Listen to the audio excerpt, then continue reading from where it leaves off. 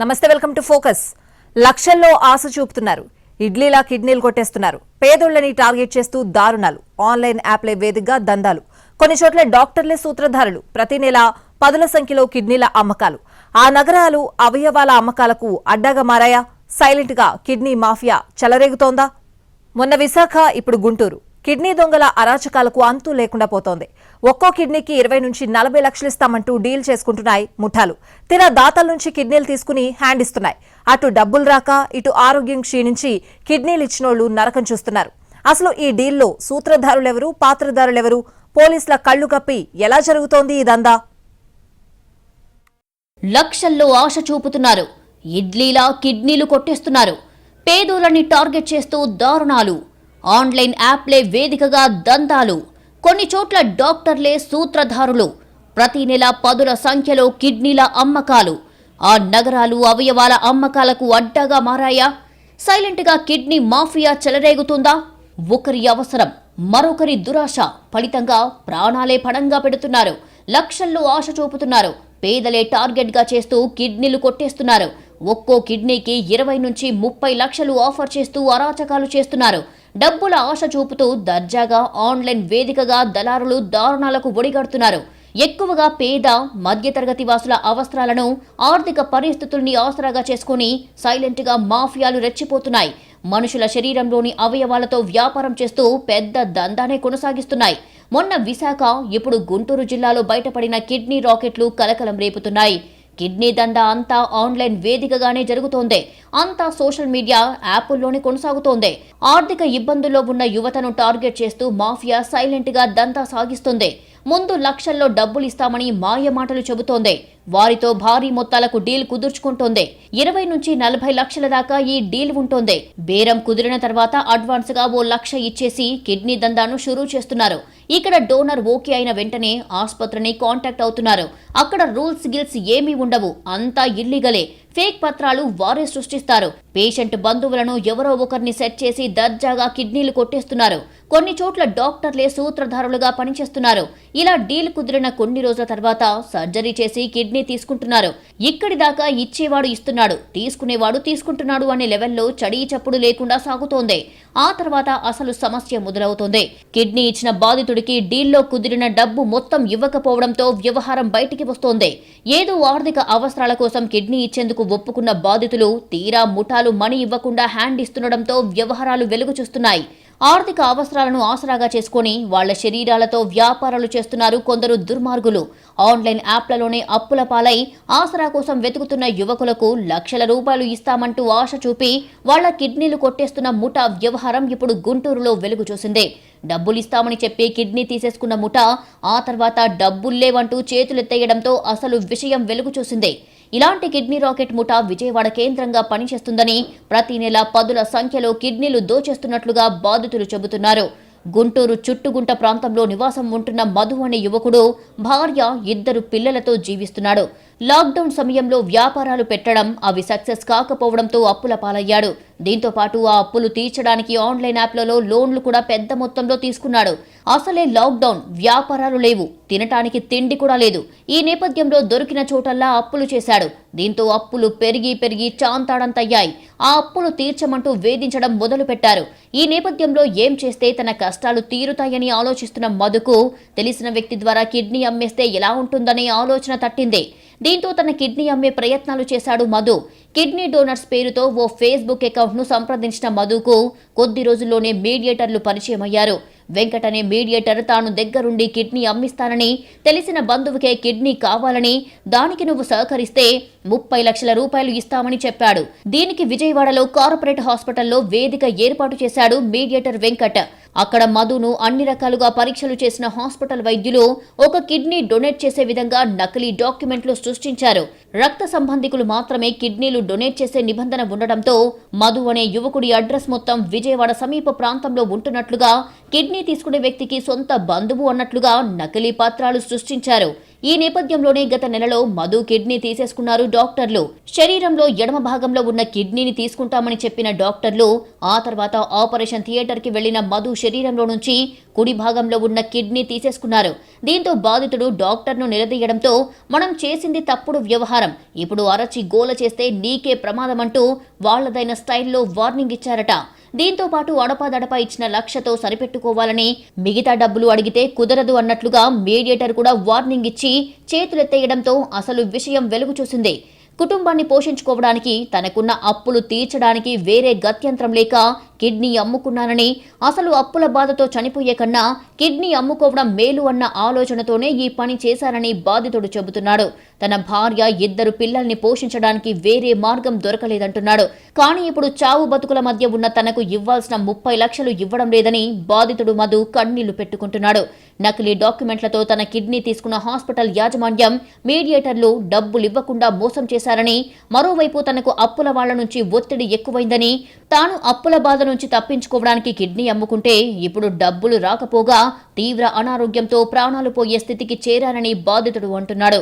బాధితుడి నుంచి ఫిర్యాదు అందుకున్న పోలీసులు విజయవాడ కేంద్రంగా కిడ్నీ రాకెట్ నడుపుతున్న వ్యక్తుల సమాచారం సేకరించే పనిలో పడ్డారు. పేదవాళ్ల అవసరాలను ఆసరాగా చేసుకుని శరీర భాగాలతో వ్యాపారాలు చేసే ఇలాంటి ముఠాల ఆట కట్టిస్తామని చెబుతున్నారు. మనిషి ఆర్థిక అవసరాలను ఆసరాగా చేసుకుని శరీర భాగాలను వ్యాపార కేంద్రాలుగా మార్చే ఇలాంటి ముఠాల బారిన అమాయక ప్రజలు పడకూడదని హెచ్చరిస్తున్నారు పోలీసులు. ఇతనే కాదు, ఇలా ఎంతో మంది బాధితులు ఉన్నారు. నెలకు 10ల సంఖ్యలో కిడ్నీలు కాజేస్తున్నారని ఆరోపణలు వస్తున్నాయి. విజయవాడలోని ఓ ప్రైవేట్ ఆసుపత్రి కిడ్నీ రాకెట్ కు సహకరిస్తోందని బాధితుడు ఆరోపిస్తున్నాడు. నెలకు 15 నుంచి 20 కిడ్నీలు కొట్టేస్తున్నారని అంటున్న బాధితుడితో మా ప్రతినిధి కృష్ణ ఫేస్ టు ఫేస్. ఆర్థిక అవసరాల నేపథ్యంలో కిడ్నీ రాకెట్ ముఠాలు సామాన్యుల్ని టార్గెట్ చేసుకుంటా ఉన్నాయి. అలాంటి ఘటన ఇప్పుడు గుంటూరులో ఒకటి వెలుగు చూసింది. ప్రస్తుతం కిడ్నీ ఇచ్చినటువంటి బాధితుడు మనతో ఉన్నారు. అసలు చెప్పండి, ఏం జరిగింది?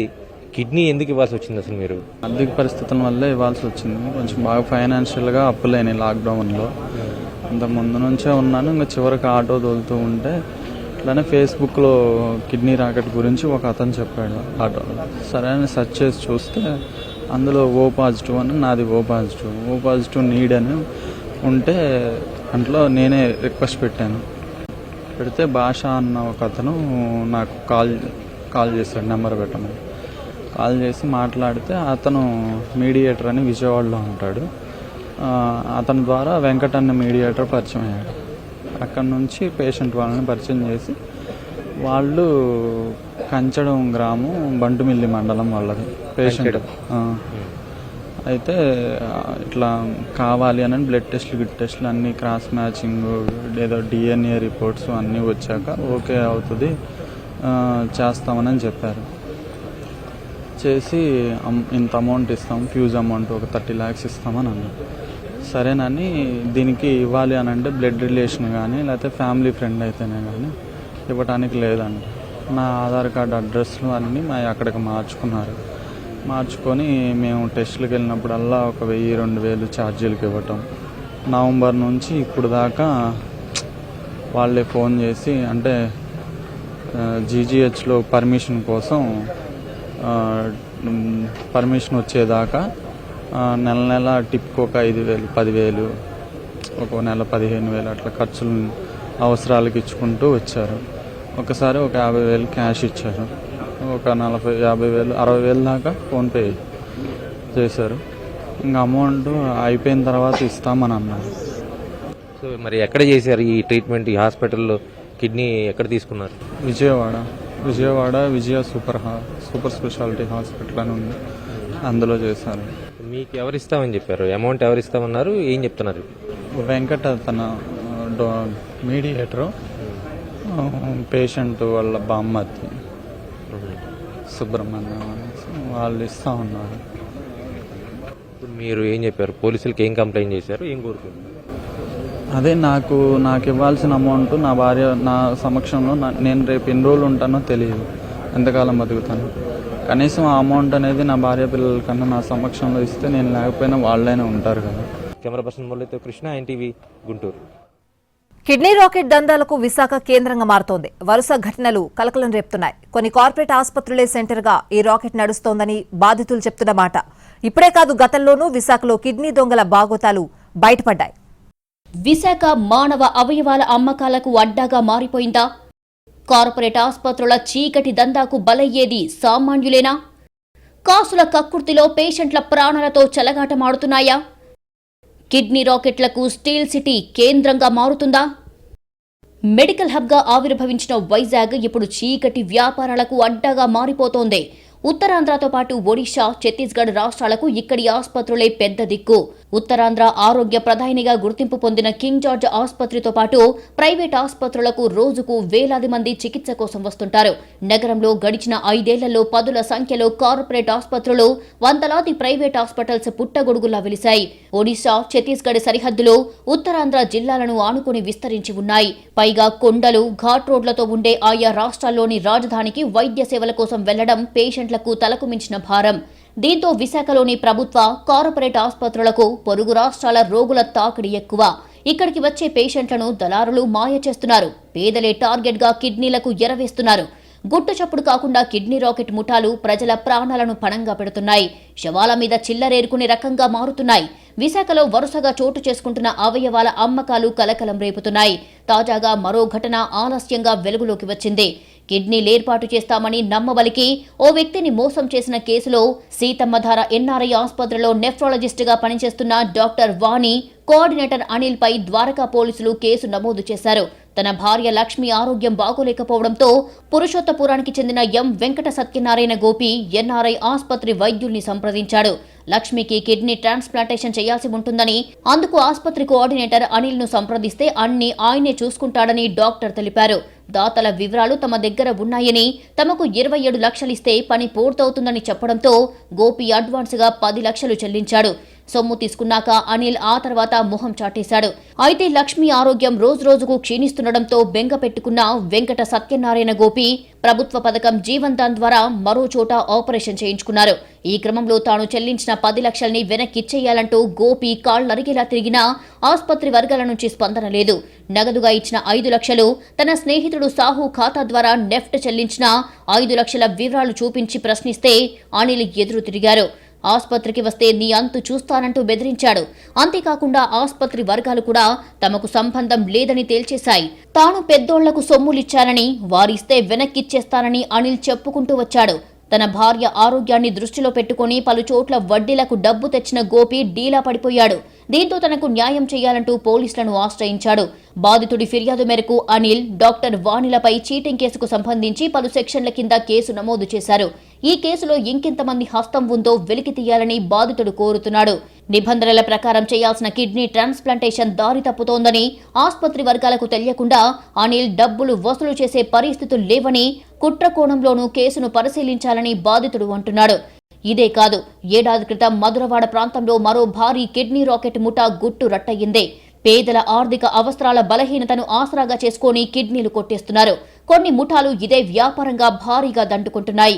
కిడ్నీలు చెడిపోయిన వారితో లక్షల్లో బేరమాడుకొని అనధికారికంగా అవయవ మార్పిడికి తెగిస్తున్నాయి. మధురవాడ ప్రాంతానికి చెందిన వినయ్ కుమార్ పెందుర్తిలోని శ్రీ తిరుమల ఆసుపత్రిలో తన కిడ్నీ తీసేశారని పోలీసులకు ఫిర్యాదు చేశాడు. దీంతో వైద్యాధికారులు ఆ ఆసుపత్రిలో పరిశీలించారు.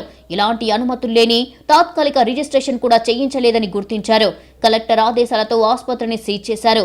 శ్రీ తిరుమల ఆసుపత్రి వైద్యులు పరమేశ్వరరావు ఆర్థోపెడిక్ సర్జన్. కిడ్నీ శస్త్రచికిత్స అతనే చేశారా, లేక వేరే నెఫ్రాలజీ వైద్యులను అక్కడికి పిలిపించారా, ఉన్న థియేటర్ కిడ్నీ ఆపరేషన్ కు సరిపోతుందా, వేరే ఎవరికైనా అద్దెకిచ్చారా అనే అంశాలపై పోలీసులు దర్యాప్తు చేపట్టారు. తొలుత ఒక్క కేసులో కిడ్నీల తొలగింపు అంశం కలకలం రేపింది. మరుసటి రోజు కిడ్నీ బాధితులు మరికొందరు బయటకొచ్చారు. తమకు కూడా అదే ఆసుపత్రిలో కిడ్నీలు తీసేశారని చెప్పారు. దీంతో అధికారులు లోతుగా దర్యాప్తు చేపట్టారు. మధురవాడ వాంబే కాలనీకి చెందిన వినయ్ కుమార్ డ్రైవర్. ఇతని ఆర్థిక సమస్యలు తెలిసిన అదే కాలనీకి చెందిన కామరాజు కిడ్నీ విక్రయిస్తే ఇబ్బందులు తొలగుతాయని ఆశ చూపాడు. ఒక కిడ్నీకి 8.5 లక్షలకు బేరం కుదుర్చుకున్నాడు. వినయ్ కుమార్ ను 2022 అక్టోబర్ 17న ఓ డయాగ్నోస్టిక్ కేంద్రానికి తీసుకెళ్లి పరీక్షలు చేయించారు. వైద్య పరీక్షల తర్వాత మనసు మార్చుకుని కిడ్నీ ఇవ్వకుండా హైదరాబాద్ వెళ్లిపోయాడు. పరీక్షలకు 50,000 ఖర్చయ్యాయని, రాకపోతే మీ కుటుంబ సభ్యులను ఇబ్బంది పెడతానంటూ కామరాజు బెదిరింపులతో విధిలేక మళ్లీ విశాఖ వచ్చాడు. మీ అబ్బాయి హైదరాబాద్ నుంచి పంపించారంటూ 5 లక్షలు వినయ్ కుమార్ తండ్రి చేతికిచ్చినట్లు వీడియో చిత్రీకరించి చివరికి 2.5 లక్షలే అందించారు. శస్త్రచికిత్స తర్వాత వినయ్ కుమార్ ను ఓ క్యాబ్లో కూర్చోబెట్టి దళారులు వెళ్లిపోయారు. మందులేమీ ఇవ్వలేదు. ఇంటికి చేరుకున్న బాధితుడు విషయం తెలిస్తే కాలనీలో అవమానంగా ఉంటుందని భావించి ఎవరికీ చెప్పలేదు. వారం రోజులు బాగానే నడవగా ఆ తర్వాత కాలు చెయ్యి పడిపోయాయి. రావాల్సిన డబ్బులు అందక ఆరోగ్యం క్షీణిస్తుండటంతో జరిగిన విషయాన్ని బంధువులకు చెప్పి పోలీసులకు కొన్ని రోజుల క్రితం ఫిర్యాదు చేశారు. దీంతో ఈ కిడ్నీ ముఠా విషయం బయటపడింది. కొన్నేళ్ల క్రితం ఒడిశాను కుదిపేసిన కిడ్నీ రాకెట్ మూలాలు విశాఖలో వెలుగు చూడడం సంచలనం సృష్టించింది. ఈ చీకటి వ్యాపారానికి సెవెన్ హిల్స్ ఆసుపత్రి డైరెక్టర్ సూత్రధారి కావడం తీవ్ర చర్చనీయాంశమైంది. ఈ కేసులో ఆసుపత్రి డైరెక్టర్ను అరెస్టు చేశారు కటక్ పోలీసులు. అంతేగాక నిందితులపై అవయవ మార్పిడి చట్టం ప్రకారం ఐపీసీ సెక్షన్ 18, 34, 120B కింద కేసులు నమోదయ్యాయి. ఒడిశాలోని కటక్ పట్టణానికి సమీపంలోని మంగళాబాద్కు చెందిన మోహన్ లెంకాకు 2 కిడ్నీలు చెడిపోయాయి. దీంతో ఆపరేషన్ కోసం ఆయన విశాఖలోని సెవెన్ హిల్స్ ఆసుపత్రికి వచ్చారు. కిడ్నీ మార్పిడి చేయాలని వైద్యులు సూచించడంతో మోహన్ లెంకా బంధువులు శర్మిష్టి అనే మహిళా దళారిని ఆశ్రయించారు. కటక్కే చెందిన నిరుపేద మహిళ నమితా నాయక్తో కిడ్నీ ఇప్పించేందుకు శర్మిష్ఠ ఒప్పించింది. ఇందుకోసం 10 లక్షల రూపాయలు ఇస్తారని నమ్మించింది. నమితా నాయక్ కుటుంబానికి అడ్వాన్స్ రూపంలో 50,000 శర్మిష్ఠి ఇచ్చింది. ఒప్పందం ప్రకారం మోహన్ లెంకా నుంచి 10 లక్షల రూపాయలు తీసుకున్న శర్మిష్ఠి 9.5 లక్షలతో ఉడాయించింది. ఆర్థిక వ్యవహారం బెడిసి కొట్టడంతో నమిత భర్త పోలీసులకు ఫిర్యాదు చేశాడు.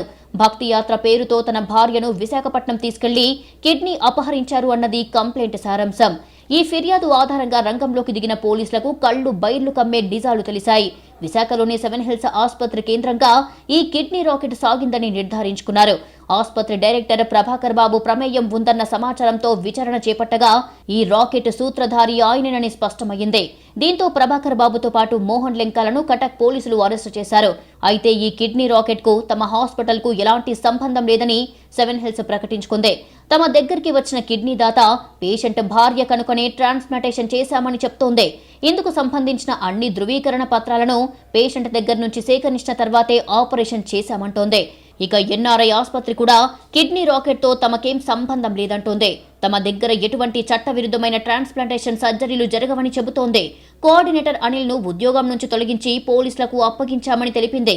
నెఫ్రాలజిస్ట్ ప్రస్తావన లేకుండా ఎన్ఆర్ఐ హాస్పిటల్ జాగ్రత్త పడింది. ఎఫ్ఐఆర్లో కోఆర్డినేటర్ అనిల్ తో పాటు డాక్టర్ పేరు ఉంది. బాధితుల నుంచి వ్యక్తిగత అకౌంట్కు 10 లక్షలు డిపాజిట్ చేయించాడు అనిల్. కిడ్నీ రాకెట్లో అనిల్ దళారిగా మారినట్టు ఆధారాలు ఉన్నాయి. గతంలో అనిల్ పనిచేసిన హాస్పిటల్స్ లో జరిగిన కిడ్నీ ఆపరేషన్లపైన అనుమానాలు వ్యక్తమవుతున్నాయి. దీంతో వివిధ కోణాల్లో స్పెషల్ ఇన్వెస్టిగేషన్ టీం ఎంక్వైరీ చేస్తోంది. ఎన్ఆర్ఐ హాస్పిటల్కి ఆ పేషెంట్ ఎప్పుడూ రాలేదు. ఇక్కడ ఏమీ కూడా జరగలేదు. ఇక్కడ యాక్చువల్గా వాణి గారు ఎప్పుడైతే ఉన్నారో వాళ్ళు ఓన్లీ మెడికల్ ట్రీట్మెంట్ రిలేటెడ్ ఏదైతే ఉందో మెడికల్ టెస్టులు రాయటం, పేషెంట్ డోనరు ఇట్టా కాదని దాని వరకే చూస్తారు. రిమైనింగ్ డాక్యుమెంటేషన్, పోలీస్ వెరిఫికేషన్ అవన్నీ కూడా అనిల్ చూస్తారు. అందుకని అనిల్ దగ్గరికి వెళ్ళమన్నారా తప్ప దీనిలో డాక్టర్ గారు గైడ్ చేసింది అయితే కనుక లేదు. అలాగే ఈ అమౌంట్ ఏదైతే అనిల్ తీసుకున్నారని మీరు ఆరోపిస్తున్నారో ఆ అమౌంట్ కూడా హాస్పిటల్కి అనేది 1 రూపీ కూడా ఎక్కడ డిపాజిట్ చేయలేదు. అడ్వాన్స్గా కానీ హాస్పిటల్కి అనేది రాలేదు. గతంలోనూ విశాఖ కేంద్రంగా ఎన్నో కిడ్నీ రాకెట్లు బయటపడ్డాయి. బాధితులు బయటికి వచ్చి చెబితేనే ఇలాంటివి వెలుగు చూస్తున్నాయి. లేదంటే గుట్టు చప్పుడు కాకుండా ముఠాలు దందా కొనసాగిస్తున్నాయి. డీల్లో తేడా కొడితేనే బాధితులు బయటకొచ్చి బాధను చెప్పుకుంటున్నారు తప్ప ముందే మోసాలను పసిగట్టలేకపోతున్నాయి. అంతా అయ్యాక పోలీసుల్ని ఆశ్రయిస్తున్నారు. పోలీసులు కేసు నమోదు చేసి ఎంక్వైరీ చేస్తున్నారు. కానీ అసలు సూత్రధారులు ఎవరు, ఇప్పటిదాకా ఎన్ని కిడ్నీ సర్జరీలు ఇల్లీగల్ గా జరిగాయి, ఏ ఆసుపత్రులు వీటికి అడ్డాగా మారాయనేవి మాత్రం తేల్చడం లేదు. ఒక్క ఏపీలోనే కాదు, దేశవ్యాప్తంగా కిడ్నీ మాఫియా రెచ్చిపోతోంది. గత మేలో కేరళలో బయటపడిన కిడ్నీ రాకెట్ తో భయంకర నిజాలు బయటపడ్డాయి. ఈ రాకెట్ మూలాలు హైదరాబాద్ లో ఉన్నాయి. హైదరాబాద్ నుంచి వయా కొచ్చి టు ఇరాన్ కేంద్రంగా ఈ కిడ్నీ రాకెట్ నడిచింది. ఏపీలోనే కాదు, దేశవ్యాప్తంగా కిడ్నీ దొంగలు రెచ్చిపోతూనే ఉన్నారు. నెలకో చోట ముఠాలు పట్టుబడుతూనే ఉన్నాయి. గతేడాది కేరళలో వెలుగు చూసిన కిడ్నీ రాకెట్ ఉదంతం వెనుక హైదరాబాద్ మూలాలు ఉండడం కలకలం రేపింది. కీలక సూత్రధారులు ఇక్కడి వాళ్లే అని ఓ ప్రముఖ డాక్టర్ సూత్రధారిగా కేరళ పోలీసులు నిర్ధారించుకుని దర్యాప్తు కొనసాగించారు. హైదరాబాద్ నుంచి వయా కొచ్చి టు ఇరాన్ కేంద్రంగా ఈ కిడ్నీ రాకెట్ నడిచింది. కేరళ కొచ్చిలో ఓ యువకుడు అనారోగ్యంతో మృతి చెందాడు. కిడ్నీ దానం పేరిట మోసం జరిగిందని, ఒక ముఠా తమ కొడుకును బలిగొందని అతని కుటుంబ సభ్యులు పోలీసులకు కంప్లైంట్ చేశారు. దీంతో విచారణ చేపట్టిన కొచ్చి పోలీసులు సబీత్ అనే యువకుడిని అదుపులోకి తీసుకున్నారు. సబీత్ ఇచ్చిన సమాచారం ఆధారంగా కిడ్నీ రాకెట్ ముఠా గుట్టును ఛేదించారు. పేద యువకులను ఈ ముఠా లక్ష్యంగా చేసుకుని ఈ కిడ్నీ రాకెట్ నడిపిస్తోంది. ఒక్కో కిడ్నీకి 20 లక్షలు ఇస్తామని ఆశ చూపి ఇరాన్కు తీసుకెళ్తోంది. అక్కడ కిడ్నీలు తీసుకుని తిరిగి ఇండియాకు తీసుకొస్తోంది. తీరా ఇక్కడికి వచ్చాక కేవలం 6 లక్షలే ఇవ్వడంతో బాధితులు షాక్ అవుతున్నారు. ఎవరైనా ప్రశ్నిస్తే చంపిస్తామని బెదిరిస్తున్నారు. ఈ క్రమంలోనే కిడ్నీ ఇచ్చిన ఓ యువకుడు చనిపోవడంతో ఈ ముఠా అరాచకాలు బయటపడ్డాయి. హైదరాబాద్కు చెందిన వ్యక్తులుగా కేరళ పోలీసులు గుర్తించారు. 40 మందికి పైగా యువకుల నుంచి కిడ్నీలు ఈ ముఠా సేకరించినట్లు నిర్ధారించుకున్నారు. అంతేకాదు హైదరాబాద్కు చెందిన ఓ ప్రముఖ డాక్టర్ ఈ రాకెట్ కు ప్రధాన సూత్రధారిగా గుర్తించిన కేరళ పోలీసులు వైద్యుడితో పాటు అతనికి మరో 2 సహకరించినట్లు గుర్తించారు. కొచ్చి కిడ్నీ రాకెట్ వ్యవహారంలో దర్యాప్తు లోతుల్లోకి వెళ్లే కొద్దీ విస్తుపోయే విషయాలు వెలుగులోకి వచ్చాయి. హైదరాబాద్ నుంచి యువకుల్ని కొచ్చి తరలించి అక్కడి నుంచి ఇరాన్కు తీసుకెళ్లి కిడ్నీలు సేకరిస్తున్నట్లు ధృవీకరణ అయ్యింది. ఆపరేషన్ తర్వాత 20 రోజులకు దాతలను ఇండియాకి తిరిగి తీసుకొచ్చారు. ఈ వ్యవహారంలో సబిత్ గ్యాంగ్ కొచ్చి గ్యాంగ్తో ఒక్కో కిడ్నీకి మొత్తం 40 లక్షలకు డీల్ కుదుర్చుకుంది. అందులో సబిత్ గ్యాంగ్ 20 లక్షలు, కొచ్చి గ్యాంగ్ 10 లక్షలు, డోనర్కు 10 లక్షలుగా పంచుకున్నట్లుగా తేలింది. అయితే దాతలకు ఇవ్వాల్సిన డబ్బు విషయంలోనూ సబిత్ గ్యాంగ్ మోసం చేస్తూ వచ్చినట్లుగా బయటపడింది. డబ్బు అవసరం ఉన్న పేద యువతను గుర్తించి వారికి డబ్బు ఆశ చూపి కిడ్నీలు విక్రయించేలా దళారులు ఒప్పిస్తున్నారు. వారికి కావాల్సిన పాస్పోర్ట్, వీసాలు వంటివి మరికొందరు దళారులు సమకూర్చి ఇరాన్కు తరలిస్తున్నారు. ఇరాన్లో రక్త సంబంధీకులు కాని వారు అవయవాలు దానం చేసేందుకు అనుమతి ఉందని, అందుకే అక్కడికి తీసుకెళ్తున్నారని దర్యాప్తులో తేలింది. ఎవరి కిడ్నీ ఏ గ్రహీతకు సరిపోతుందో నిర్ధారణ అయిన తర్వాత ఆసుపత్రిలో కిడ్నీ మార్పిడి చేయిస్తున్నారు. అనంతరం 20 రోజుల పాటు దాతను అపార్ట్మెంట్లో ఉంచి కోలుకున్న తర్వాత స్వస్థలానికి తీసుకొస్తున్నారు. ఒక్కో కిడ్నీ దానం చేసినందుకు 20 లక్షల వరకు ఇస్తామని ఆశ పెడుతున్నప్పటికీ ఖర్చులన్నీ చూపించి 6 లక్షలు ముట్టజెబుతున్నారు. కేరళ కిడ్నీ రాకెట్ మూలాలు హైదరాబాద్లో తొవ్వే కొద్దీ వెలుగు చూశాయి. ఈ వ్యవహారంలో తెలుగు రాష్ట్రాలకు చెందిన మరికొందరి ప్రమేయం ఉన్నట్లు హైదరాబాద్లో పట్టుబడిన బెల్లంకొండ రామ్ ప్రసాద్ అలియాస ప్రతాపన్ విచారణలో వెల్లడించారు. అతనికి పలువురితో సన్నిహిత సంబంధాలు ఉన్నాయని కేరళ పోలీసులు గుర్తించారు. ఈ ముఠా దాదాపు 40 మందికి పైగా యువకులను ఇరాన్కు తీసుకెళ్లి కిడ్నీలు అమ్మినట్లు వెల్లడయ్యింది. కిడ్నీ దాతలను గుర్తించేందుకు హైదరాబాద్, విజయవాడలలో తనకు పలువురు సహకరించారని విచారణలో తేలింది. ఇందుకోసం వారికి కొంత కమిషన్ కూడా ముట్టజెప్పారని చెప్పినట్లు కేరళ పోలీసులు గుర్తించారు.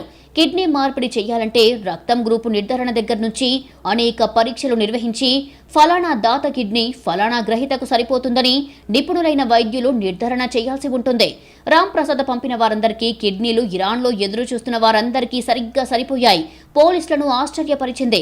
గ్రహీతల వైద్య పరీక్షల వివరాలను అతను ముందుగానే తెప్పించుకునేవాడని, కిడ్నీలు ఇవ్వడానికి సిద్ధమైన వారికి ఇక్కడున్న ల్యాబొరేటరీలో వైద్య పరీక్షలు నిర్వహించి వారిలో ఎవరిది ఎవరికి సరిపోతుందో ముందుగానే నిర్ధారణకు వచ్చేవాడని పోలీసులు గుర్తించారు. ఇదే విషయాన్ని విచారణ సందర్భంగా రామ్ ప్రసాద్ కూడా అంగీకరించాడు. మొత్తానికి నగరాల్లో కిడ్నీ రాకెట్ ముఠాలు రెచ్చిపోతున్నాయి. ఆర్థిక ఇబ్బందుల్లో ఉన్న వారి టార్గెట్ గా చేసుకుని దందా కొనసాగిస్తున్నాయి. కొన్ని కార్పొరేట్ ఆసుపత్రులే అడ్డాగా ఈ వ్యవహారాన్ని నడిపిస్తున్నాయి. ప్రాణాలతో చెలగాటమాడుతున్న ఈ ముఠాలపై కఠిన చర్యలు తీసుకోవాలని బాధితులు కోరుతున్నారు.